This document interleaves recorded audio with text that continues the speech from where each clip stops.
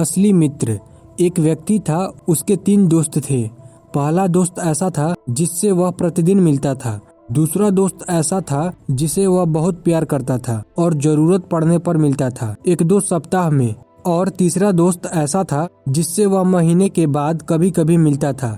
एक बार इस व्यक्ति पर किसी बात का आरोप लगा और मुकदमा बन गया। वकील ने कहा, मुकदमा बहुत सख्त है, तो ऐसा गवाह तैयार करो जो कहे कि तुम्हें जानता है और तुम पर लगे आरोप को गलत समझता है। अब यह व्यक्ति अपने पहले दोस्त के पास गया। पहले दोस्त के पास जाकर बोला, भाई एक मुकदमा बन गया है मेरे ऊपर, तुम चलकर मेरे पक्ष में गवाही दो। तब इस पर पहले दोस्त ने कहा, देखो भाई, तुम्हारी मेरी मित्रता अवश्य है, लेकिन गवाही देने के लिए मैं तुम्हारे साथ एक कदम भी नहीं जा सकता। पहले मित्र की यह बात सुनकर व्यक्ति बहुत निराश हुआ, दुखी भी हुआ। तभी उसे दूसरे दोस्त का ख्याल आया। वह तुरंत दूसरे दोस्त के पास गया, उसके पास जाकर गवाही देने के लिए कहा।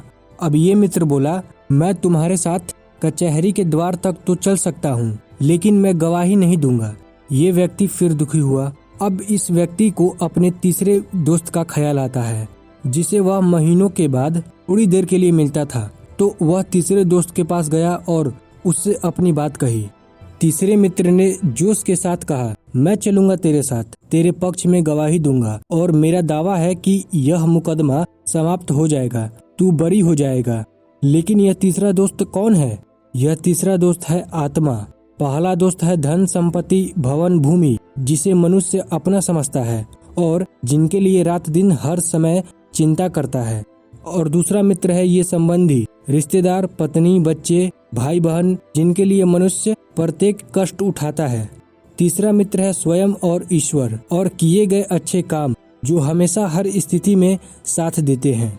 यहाँ गहरी बात यह है, दोस्त वो नहीं होते जो रोने पर आते हैं, दोस्त वो होते हैं जो रोने ही नहीं देते।